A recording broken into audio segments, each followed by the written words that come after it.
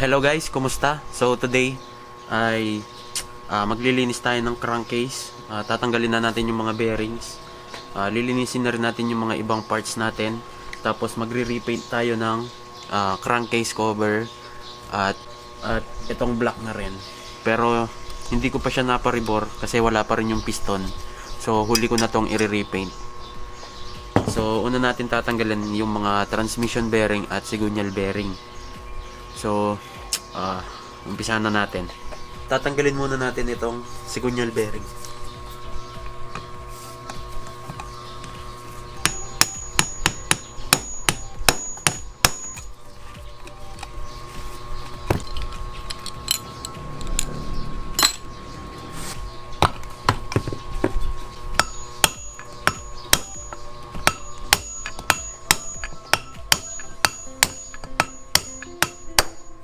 Tapos itong input shaft bearing.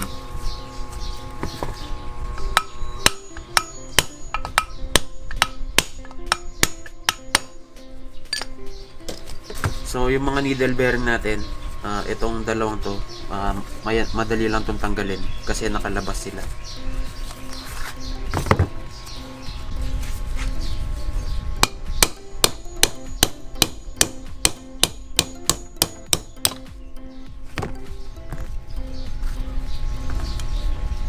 Ito yung isang needle bearing. Actually maayos pa itong mga bearings na to, pero papalitan na rin natin para makita nyo yung pagtanggal. Ito, dito natin ilalabas.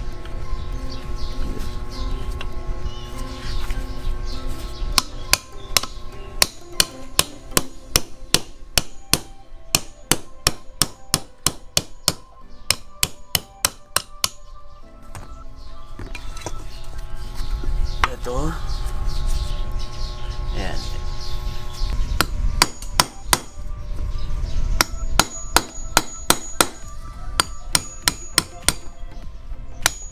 Yun.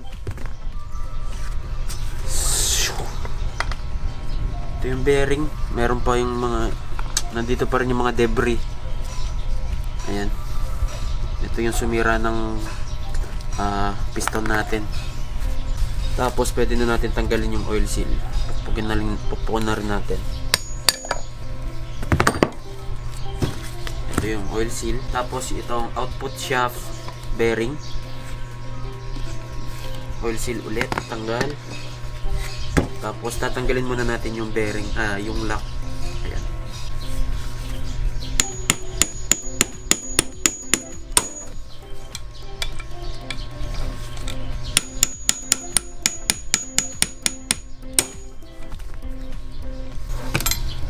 So, ito yung lock natin.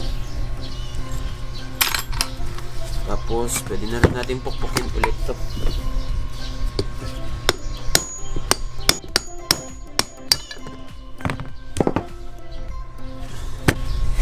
So, ito na yung huling needle bearing na mahirap tanggalin.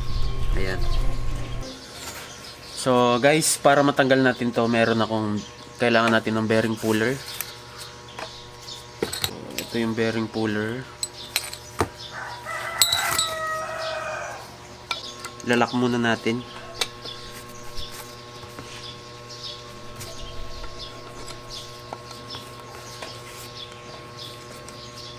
Okay. Ayan na. Tapos ito. At itong washer.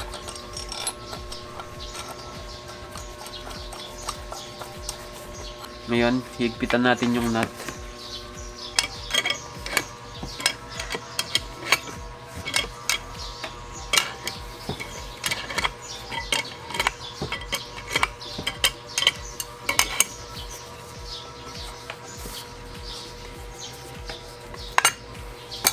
Ayun. So, ito na yung needle bearing natin. Pwede rin kayong gumawa ng DIY bearing puller. Sa YouTube marami namang tutorials tungkol sa DIY puller, ano. Tapos guys, tatanggalin ko na rin itong clutch release dahil ipipaint ko siya. Kaya madali na lang siyang pugutin ngayon.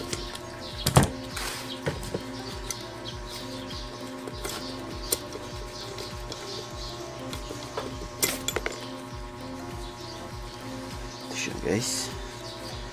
Spring at washer.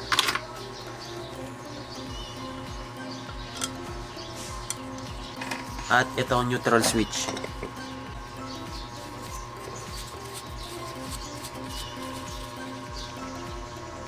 Ayan na guys, natanggal na lahat natin yung mga bearings. Pwede na natin tong linisin.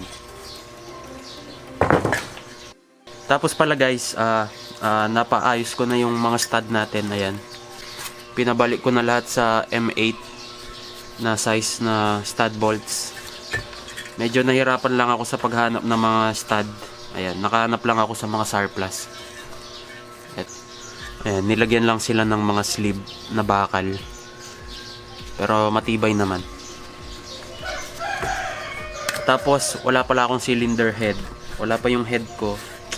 Bumili ako ng bagong head na second hand kasi yung lumang head natin nagkakayo-kayo yung chamber dahil sa sumabog na bearing ano.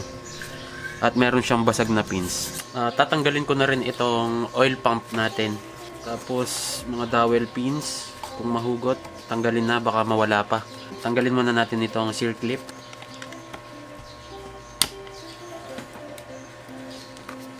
Tapos yung gear, yung stopper.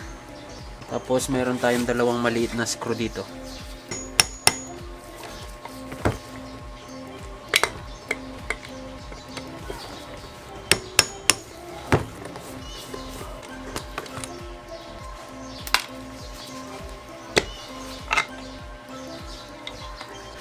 Tapos check nyo na rin yung mga ngipin ng gears sa loob kapag may sira, palitan nyo na yung pump nyo. Ito yung mga ngipin. Itong akin maayos naman, pati yung sa loob. Itong RPM cable, lagyan nila ng epoxy.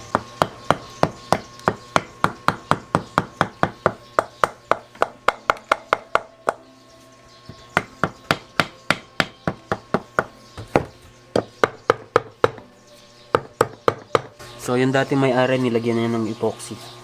Tumatagas siguro. So ito na yung cable. Putol na rin.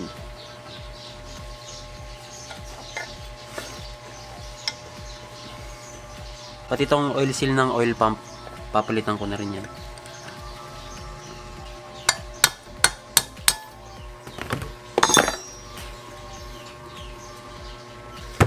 Oil seal ng kickstarter. So guys, ito na yung mga ipipaint natin. Itong sa magneto cover, clutch cover, at itong oil pump cover. Tapos yung block at head. So tatanggalin muna natin itong lumang gasket.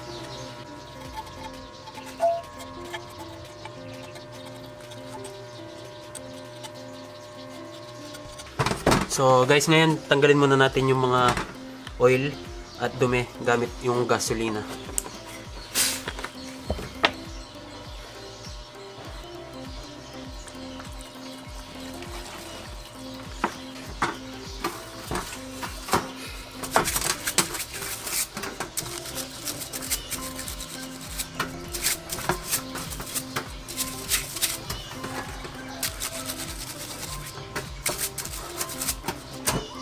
Tapos guys, itong brass type brush ang gamit ko sa pantanggal ng mga old silicone gasket. Ayan, para hindi masira yung gasket surface.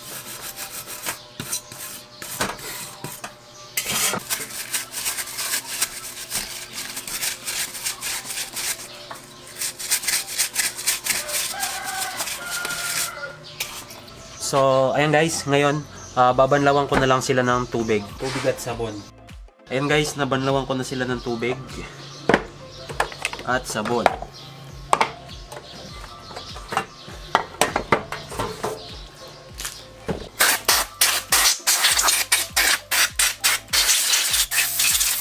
So, ayan na guys, nalinis ko na. Ito yung mga crankcase natin. Ayan, nalinis na. Medyo, meron lang silang konting paint dito. So, tatanggalin ko pa yan. Pero ito, hindi ko na siya ipipaint. Itong mga cover lang ang ipipaint ko. Ngayon guys, tatanggalin na natin yung lumang paint gamit ang paint remover ko.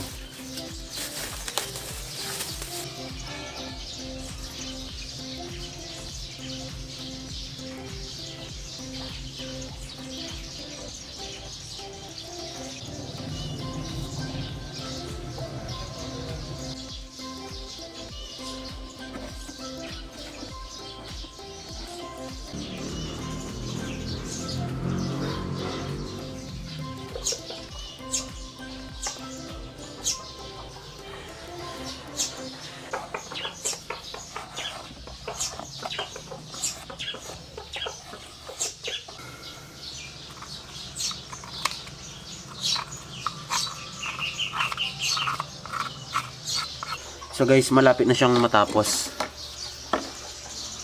Ginagamitan ko ng nylon brush tata to.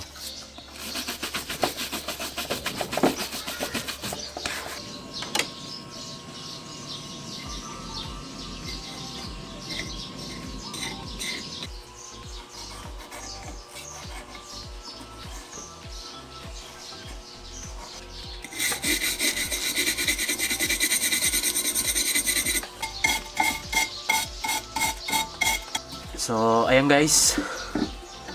Nabaklas ko na yung paint. So, yung sa loob, hindi ko na tinanggal.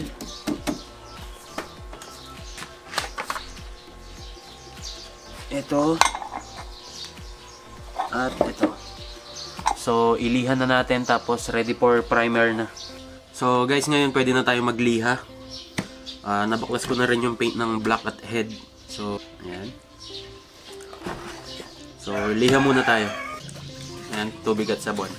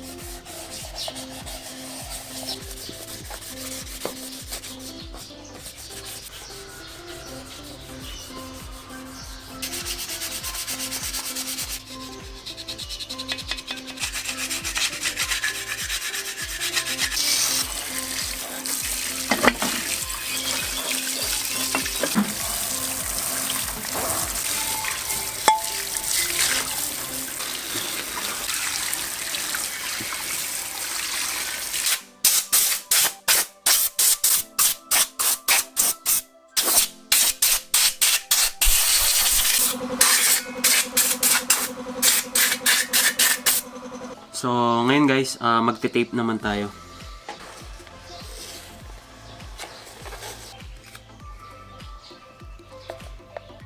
So, ayan guys, pwede na tayo mag-primer.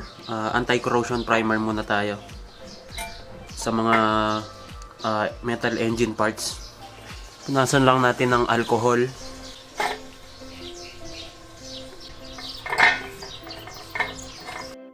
So, ngayon guys, anti-corrosion primer muna tayo. Itong Ansal. First time ko lang gumamit ng gantong paint, kaya hindi ko pa kabisado. Pero may instruction naman siya dito sa likod ng lata. Ayan. 3-part Ansal primer, tapos 1 part na catalyst at 1 part reducer. Haluin muna natin.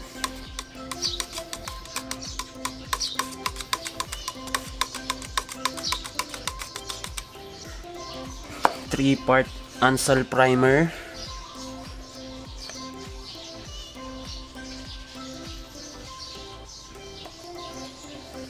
Three-part.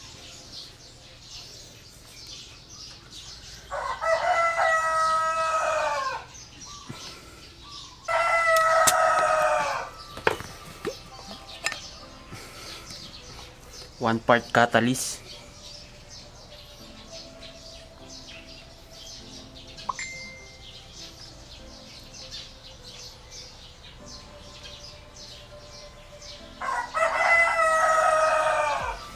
at 1 part thinner. Okay. Tapos halo.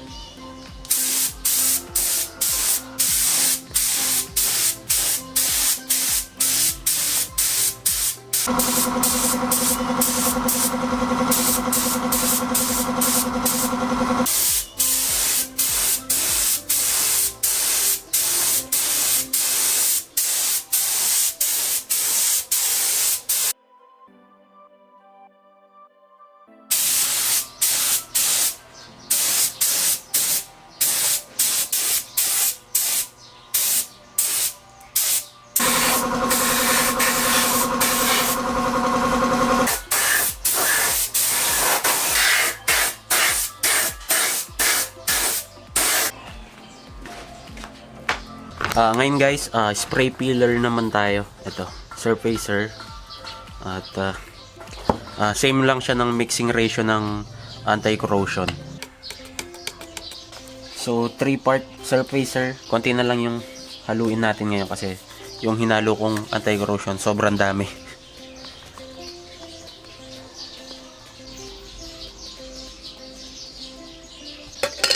Tapos catalyst 1 part.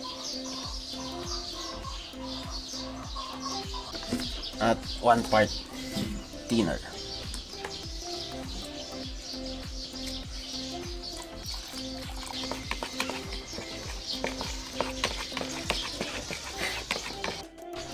So ngayon guys, pwede na nating isama yung mga plastic parts.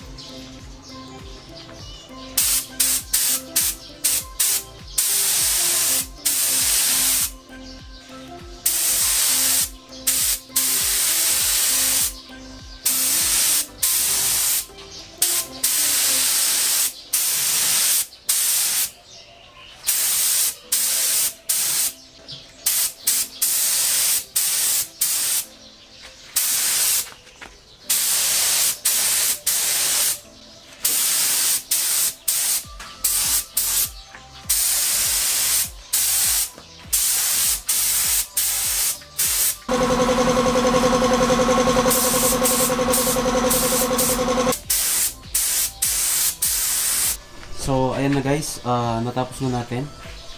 Tigda 2 coats lang yung ginawa ko. Ngayon base coat na tayo, kulay black. So guys, ngayon base coat na tayo, Ansel Jet Black. Same din yung mixing ratio sa primer.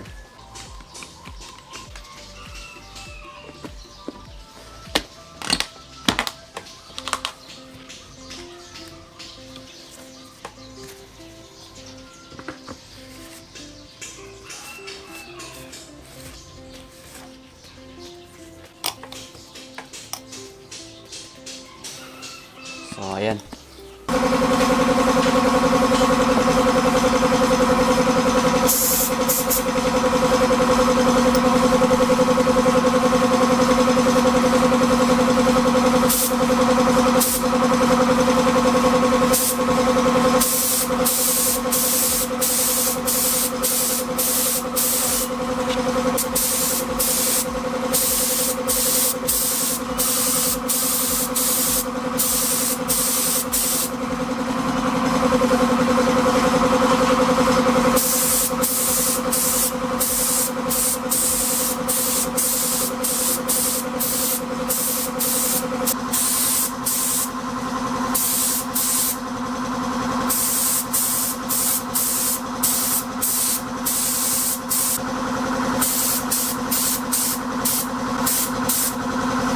So, ayan guys, clear coat na tayo, pero bukas ko na itutuloy kasi mukhang uulan na. So, guys, ngayon pwede na tayo mag-clear coat kasi maaraw na. At ito yung gagamitin kong clear coat, K92. Tapos, ang mixing ratio is 3:1. Same lang ng Ansal.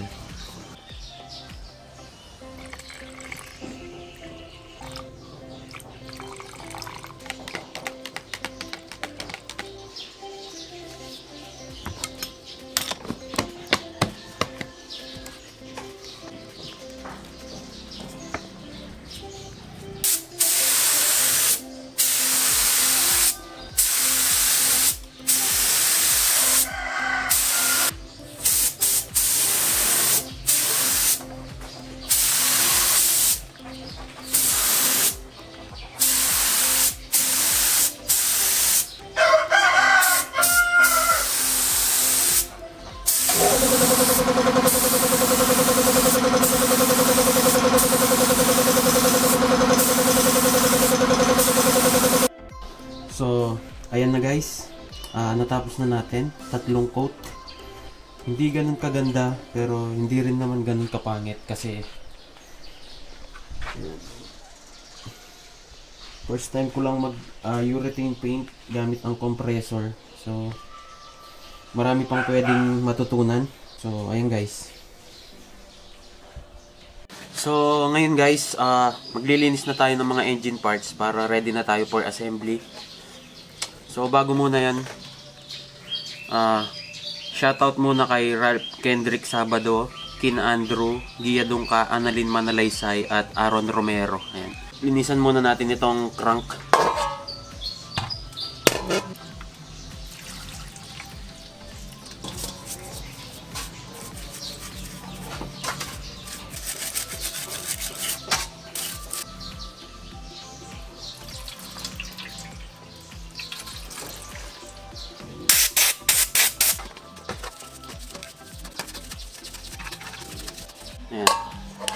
Makalawang pa pero lilinisan natin gamit yung WD-40. Tapos itong clutch housing, huwag nyo itong ibababad ng gas kasi baka masira yung damper natin. Tapos guys, itong mga clutch plates, WD-40 para matanggal yung kalawang at 1000 grit sandpaper.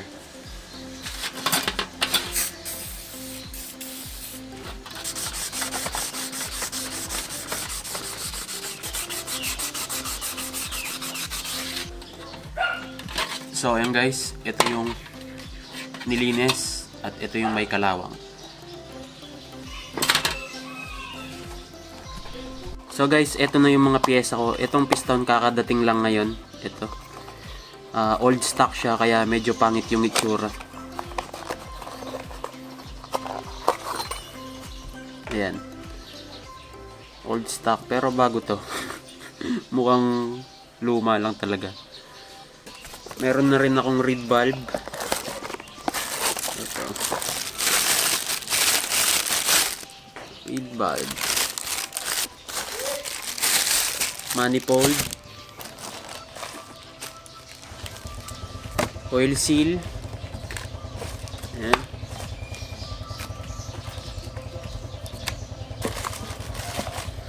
Piston ring. Genuine din. Head at base gasket.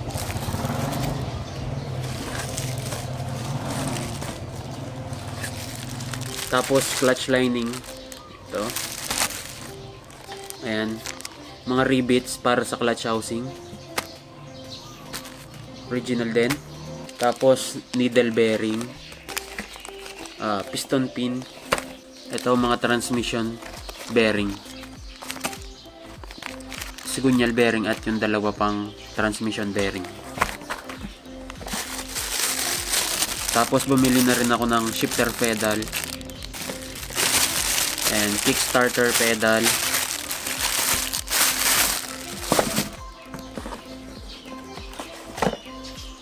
And tapos overhauling gasket at spark plug. Sa next vlog na tayo mag-a-assembly dahil magpaparibor muna ako. hanggang dyan na lang muna itong part 2. Kita-kits sa susunod na vlog.